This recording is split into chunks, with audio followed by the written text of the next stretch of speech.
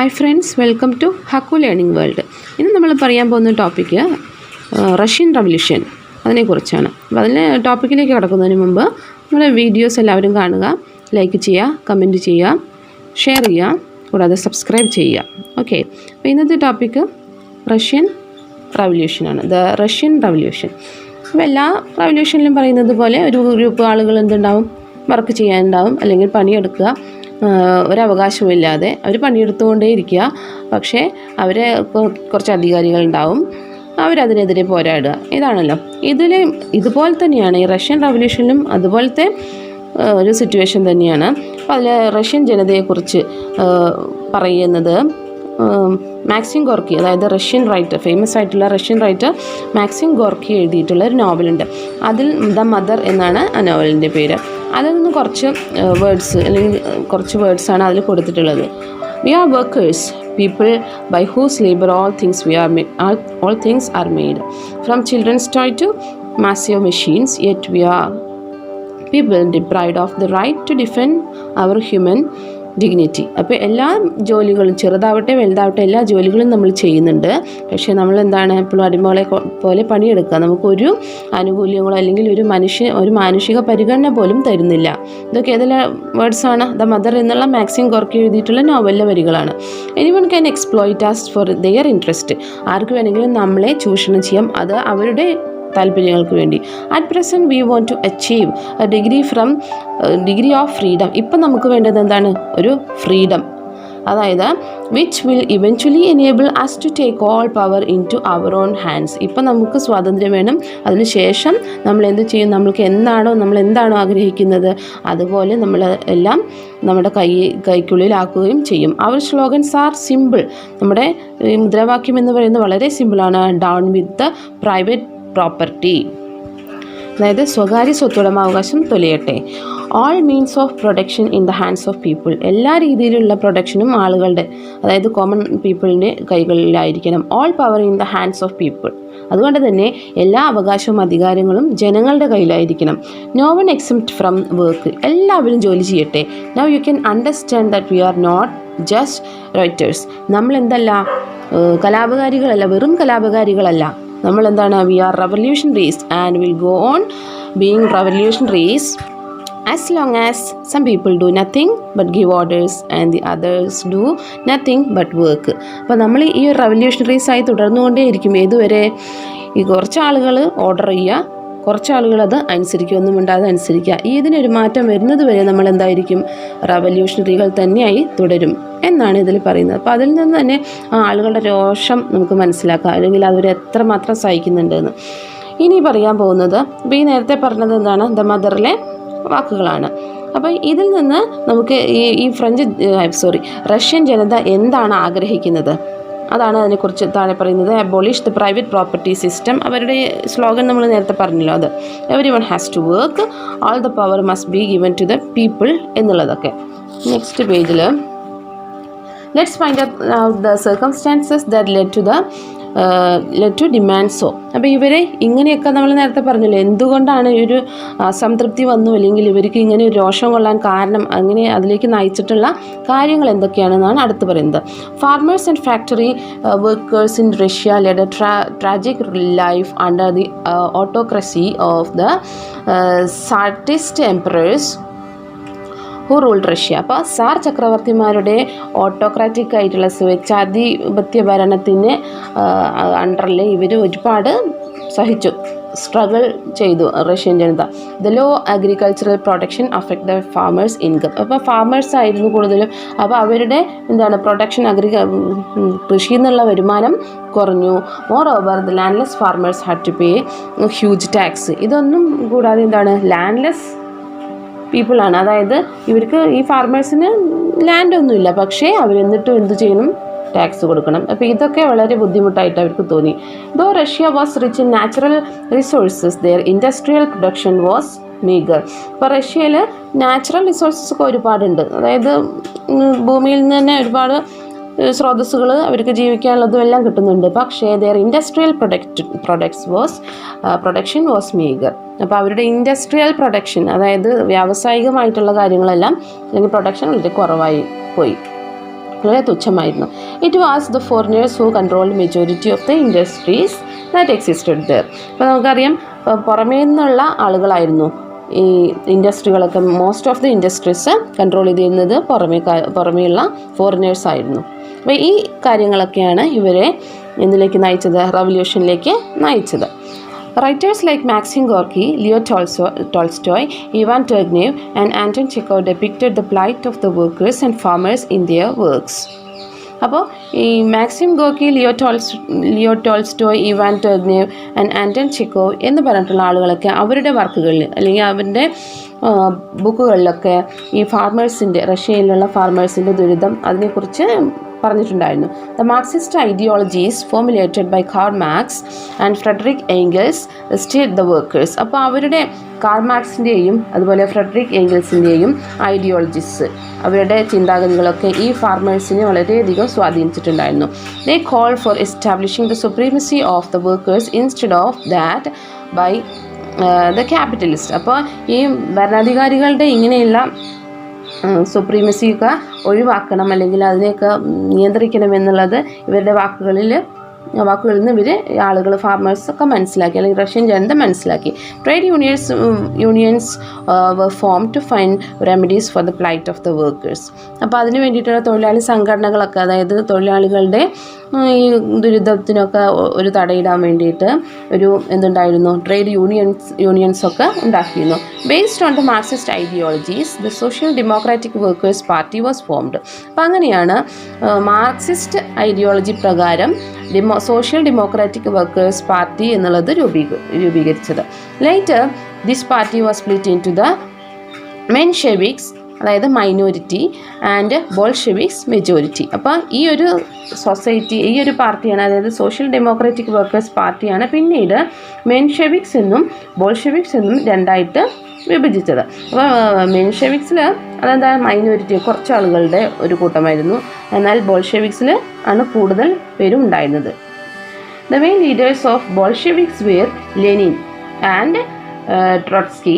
Alexander Kerensky led the Mensheviks. അപ്പോൾ മെൻഷെവിക്സിൻ്റെ leader Alexander കെരൻസ്കിയും ബോൾഷെവിക്സിൻ്റെ ആരായിരുന്നു ലീഡേഴ്സ് വേർ ലെനിനും അതുപോലെ ട്രോട്സ്കിയും ആയിരുന്നു. The crisis reached its worst when Russia was defeated in the Russian-Japan War in 1905. അപ്പോൾ 1905 ഉണ്ടായ റഷ്യയും ജപ്പാനും തമ്മിലുള്ള യുദ്ധത്തിലാണ് റഷ്യയുടെ തകർച്ച, അല്ലെങ്കിൽ അതിൻ്റെ സിറ്റുവേഷൻ വളരെയധികം വേഴ്സ്റ്റായിട്ട് വന്നത്. The workers organized a huge march at Petrograd on 9th January 1905 demanding political rights and economics reforms. അപ്പോൾ ആളുകൾക്ക് പൊളിറ്റിക്സിൽ അധികാരം വേണം, അതുപോലെ എക്കണോമിക്സ് റിഫോംസിൽ അവരെ പങ്കെടുപ്പിക്കണം എന്നതൊക്കെ പറഞ്ഞിട്ട് ഒരുപാട് ആളുകൾ പെട്രോഗാഡ് എന്നുള്ള സ്ഥലത്തേക്ക് 9th January 1905 ഒരു മാർച്ച് നടത്തിയിട്ടുണ്ടായിരുന്നു.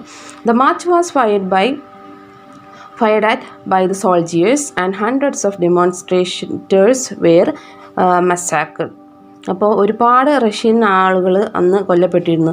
ഈ മാർച്ചിൽ എന്തുണ്ടായി, കലാപം, അതായത് സോൾജിയേഴ്സും ഈ മാർച്ചിൻ്റെ ആളുകളും തമ്മിൽ ഏറ്റുമുട്ടി ഒരുപാട് റഷ്യയിലത്തെ ആളുകൾ കൊല്ലപ്പെട്ടു.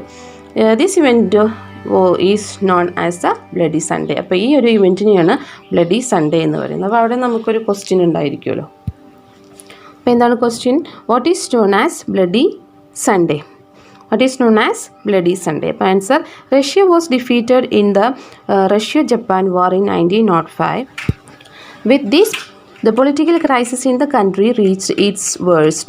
The workers organized a huge march at Petrograd on January 1905, demanding political rights and economic reform. The march was fired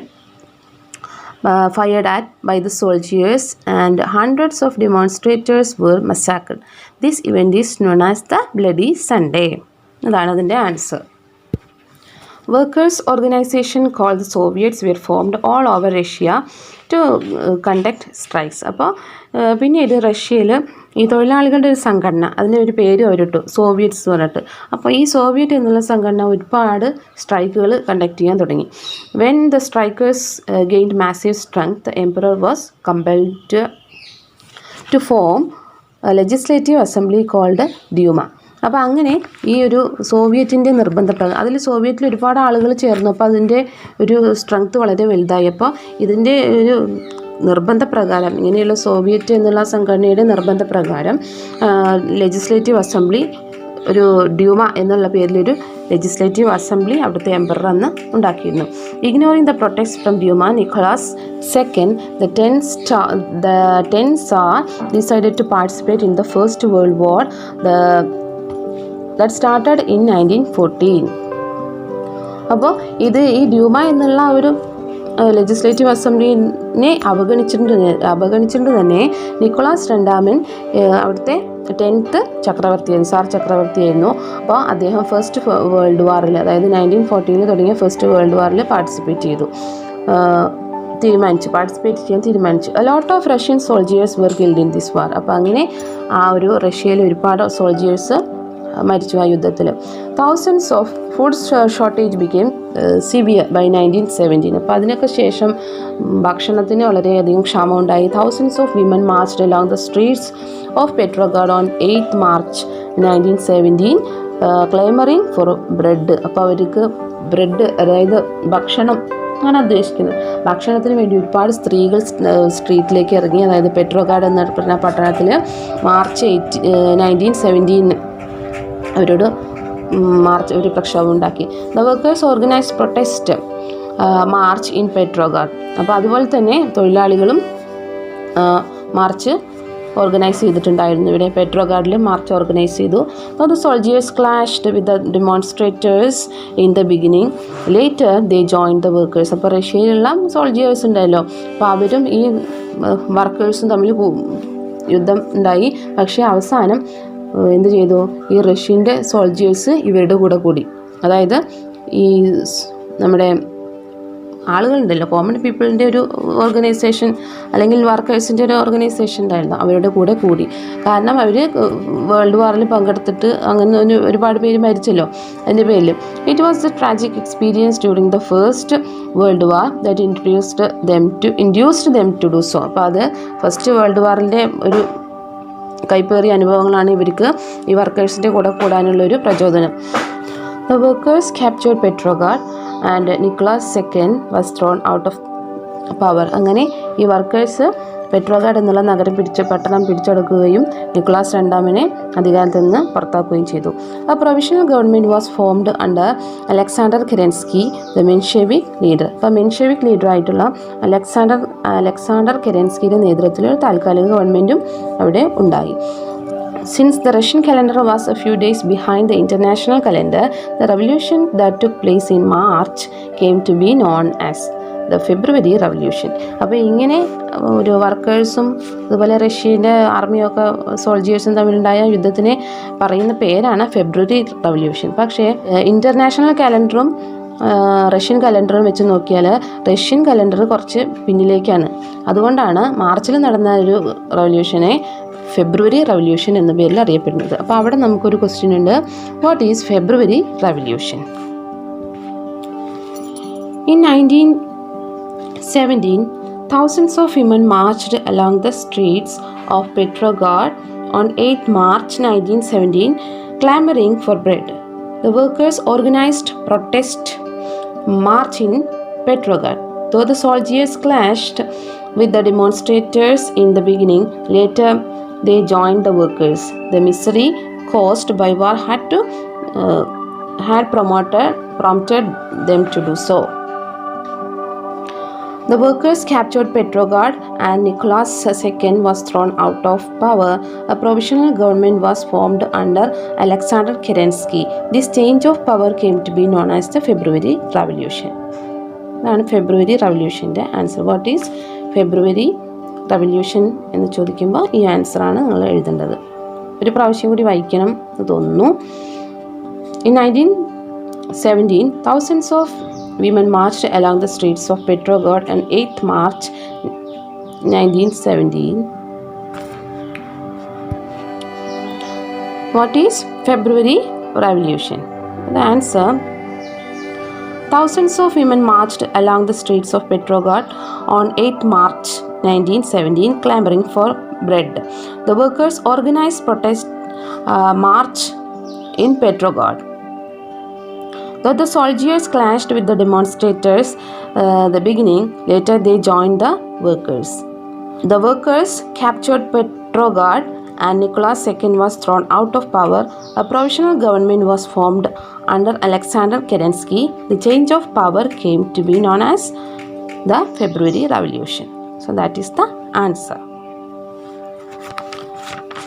Next, a group of Soviets did not approve of the provisional government. അപ്പോൾ കുറച്ച് ആളുകൾ group of Soviets provisional ഗവൺമെൻറ്റിന് അംഗീകരിക്കുന്നില്ല. Vladimir Lenin, who had been in Switzerland, came to Russia and strongly opposed the provisional government. അപ്പോൾ മെയിനായിട്ടും Vladimir Lenin അദ്ദേഹം റഷ്യയിലേക്ക് വന്ന് അദ്ദേഹം സ്ട്രോങ്ലി ഒപ്പോസ് ചെയ്തു ഈ ഒരു പ്രൊവിഷണൽ താൽക്കാലിക ഗവൺമെൻറ്റിനെ. He argued that the entire power should be transferred to the soviets. അദ്ദേഹത്തിൻ്റെ അഭിപ്രായത്തിൽ മുഴുവനും അധികാരം ആളുകളിലേക്ക് എത്തണം എന്നാണ് പറഞ്ഞത്. If they were to realise the aims of the revolution. അപ്പോൾ അവർക്ക് ഈ റവല്യൂഷൻ്റെ ഒരു എയിം അത് നടപ്പാവണമെങ്കിൽ ഫുൾ അധികാരം ജനങ്ങളിലേക്ക് എത്തണം. The Bolsheviks and the Soviet supported him. അപ്പോൾ ബോൾഷെവിക്സും ഈ സോവിയറ്റ്സും അതിനെ സപ്പോർട്ട് ചെയ്യുകയും ചെയ്തു. ദേ പ്രൊപ്പഗേറ്റഡ് ദാറ്റ് ഓൺലി proletarians, അതായത് workers government could eradicate centuries old economic backwardness and inequality. അപ്പോൾ ഈ ഒരു വർക്കേഴ്സിൻ്റെ ഒരു ഓർഗനൈസേഷന് മാത്രമേ കാലങ്ങളായിട്ട് അല്ലെങ്കിൽ ഈ സെഞ്ച്വറീസ് ആയിട്ടുള്ള അവിടുത്തെ ഒരു ഓൾഡ് സിസ്റ്റം ഉണ്ടല്ലോ എക്കണോമിക് ബാക്ക്വേർഡ്നെസ്, അതായത് സാമ്പത്തിക പിന്നോക്കാവസ്ഥയും ഇൻഇക്വാലിറ്റിയും ഒക്കെ ഒഴിവാക്കണമെങ്കിൽ ആളുകൾ തന്നെ വർക്കേഴ്സിൻ്റെ ഒരു സോവിയറ്റ് തന്നെ അവിടെ അധികാരത്തിൽ വരണം എന്നവർക്ക് അവർ പറഞ്ഞു. They put forward several demands like. അപ്പോൾ അവരതിന് വേണ്ടിയിട്ട് കുറേ ഡിമാൻഡ്സ് മുന്നോട്ട് വെച്ചിരുന്നു. അതാണ് പറയുന്നത് withdraw Russia from the first world war. First world വാറിൽ നിന്ന് റഷ്യ പിന്മാറണം. Seize the lands own by the lords. അപ്പോൾ ആളുകൾ ലോർഡ്സ് ഉണ്ടാവുമല്ലോ, പ്രഭുക്കന്മാരുടെ കയ്യിൽ നിന്ന് ഈ ലാൻഡൊക്കെ ആളുകൾക്ക് അതായത് കോമൺ പീപ്പിളിന് കൊടുക്കണം. And distribute them among the ഫാർമേഴ്സിന് ആവണം ലാൻഡിൻ്റെ അധികാരികളെ എന്ന്. Make factories public property. ഈ ഫാക്ടറീസൊക്കെ സ്വകാര്യ ഉടമകളുടെ അധികാരത്തിലായിരുന്നു, അതൊക്കെ മാറിയിട്ട് ഒരു പബ്ലിക് പ്രോപ്പർട്ടി ആയിട്ട് മാറ്റണം. ഇതാണ് അവർ ഡിമാൻഡ് ചെയ്തിട്ടുണ്ടായിരുന്നത്. In October 1917 the Bolsheviks organised an armed rebellion against the provisional government. അപ്പോൾ 1917 ഈ ബോൾഷെവിക്സ് ഈ പ്രൊവിഷണൽ ഗവൺമെൻറ്റിനെതിരെ ഒരു ആംഡ് റെബല്യൻ ഉണ്ടാക്കി. Kerensky fled from the country and Russia came under the control of Bolsheviks. അപ്പോൾ കെരൻസ്കി അവിടുന്ന് പോയി, കെരൻസ്കി അവിടുന്ന് നാട് വിട്ടു. എന്നിട്ട് ഈ ബോൾഷെവിക്സിൻ്റെ അണ്ടറിലായി Russia. Okay, this event through which the Bolsheviks attain power is known as the October revolution. അപ്പോൾ ബോൾഷെവിക്സിൻ്റെ കൈകളിൽ അധികാരം എത്തിയത് ഈ ഒരു ഇവൻറ്റിനെയാണ്, അതായത് കെരൻസ്കി അവിടെ നിന്ന് ഓടിപ്പോയി. അതിനുശേഷം ബോൾഷെവിക്സിൻ്റെ കൈകളിൽ അധികാരം എത്തിയതിനെയാണ് എന്ന് പറയുന്നത് ഒക്ടോബർ റവല്യൂഷൻ എന്ന് പറയുന്നത്. അപ്പോൾ അവിടെ നമുക്കൊരു ക്വസ്റ്റ്യൻ ഉണ്ട്, what is known as October revolution. അപ്പോൾ നമുക്കതിൻ്റെ ആൻസർ ഒന്ന് സെൻറ്റൻസുകളായിട്ട് പറയാം. Prepare a note on the October revolution. Prepare a note on the October revolution. അപ്പോൾ രണ്ട് പോയിൻറ്റ്സ് ആയിട്ട് പറയാം. In October 1917 the Bolsheviks organised an armed rebellion against the provisional government. Kerensky, second point, Kerensky fled from the country. This event through which the Bolsheviks attained power is known as the October Revolution. ഇത്രയാണ് അതിൽ പറയുന്നത്. ഇനി അതിലെ last പറയുന്നത് what is let us examine the results of Russian റവല്യൂഷൻ്റെ റിസൾട്ടുകൾ എന്തായിരുന്നു എന്നാണ്. അത് പോയിൻ്റായിട്ട് പറയുന്നത് Russia withdrew from the first world war. അപ്പോൾ അവരുടെ എയിമുകൾ ഓരോന്നൊന്നായി നടപ്പിലായി അല്ലേ. റവല്യൂഷണറീസിൻ്റെ അതായത് റഷ്യ ഫസ്റ്റ് വേൾഡ് വാറിൽ നിന്ന് പിന്മാറി. Seized out the lands and distributed among the peasants. അപ്പോൾ അവർ ആഗ്രഹിച്ചതുപോലെ കൃഷിക്കാർക്ക് ഈ ലാൻഡൊക്കെ കൊടുത്തു, ഡിസ്ട്രിബ്യൂട്ട് ചെയ്തു. Gave importance to public sector. അപ്പോൾ പ്രൈവറ്റ് സെക്ടറിൽ നിന്ന് ആയിരുന്നു ആദ്യം ഇമ്പോർട്ടൻസ്, അപ്പോൾ അത് മാറി പബ്ലിക് സെക്ടറിന് ഇമ്പോർട്ടൻസ് കൊടുത്തു. ഇൻട്രൊഡ്യൂസ്ഡ് സെൻട്രലൈസ്ഡ് പ്ലാനിങ്, കേന്ദ്രീകൃത പ്ലാനിങ് ആയിട്ട് മാറി, അത് ഇൻട്രൊഡ്യൂസ് ചെയ്തു. Develops in the fields of science, technology and economy. എക്കോണമിയിലും സയൻസിലും ടെക്നോളജിയിലും ഒക്കെ അവരെന്ത് ചെയ്തു? ഡെവലപ്മെൻറ്റ് ഉണ്ടായി. New constitution came to force in 1924. 1924 ഒരു പുതിയ ഭരണഘടന ഉണ്ടാക്കാനുള്ള ഒരു സ്റ്റെപ്പ് ഉണ്ടായി. Union of Soviet Socialist Republic was formed by consolidating different Soviet republics. അപ്പോൾ ഒരുപാട് സോവിയറ്റ് റിപ്പബ്ലിക്സ് ഉണ്ടായിട്ടുണ്ടായിരുന്നു. സോവിയറ്റ്സ് പറഞ്ഞാൽ വർക്കേഴ്സിൻ്റെ ഓർഗനൈസേഷൻ. അങ്ങനെ ഒരുപാട് സോവിയറ്റ് റിപ്പബ്ലിക്സ് കൺസോളിഡേറ്റ് ചെയ്ത് ഒരുമിച്ച് കൂട്ടിയിട്ട് union of Soviet Socialist republic, അതായത് USSR ഉണ്ടായി, ഫോം ചെയ്തു. Spread the socialist ideas all over the world. അപ്പോൾ ലോകം മുഴുവനും ഒരു സോഷ്യലിസ്റ്റ് ചിന്താഗതികളൊക്കെ പരക്കാൻ തുടങ്ങി. ഇതൊക്കെയാണ് റഷ്യൻ വിപ്ലവത്തിൻ്റെ ഫലങ്ങളായിട്ട് വന്നിട്ടുള്ളത്. അപ്പോൾ ഇന്നത്തെ ടോപ്പിക്ക് ഇവിടെ അവസാനിച്ചിരിക്കുന്നു. നിങ്ങൾക്കെല്ലാം മനസ്സിലായെന്ന് വിചാരിക്കുന്നു. മനസ്സിലായിട്ടുണ്ടെങ്കിൽ ലൈക്ക് ചെയ്യുക, ഷെയർ ചെയ്യുക, കമൻറ്റ് ചെയ്യുക, ചാനൽ സബ്സ്ക്രൈബ് ചെയ്യുക. അപ്പോൾ വീണ്ടും അടുത്ത ടോപ്പിക്കുമായി വരാം. Thank you.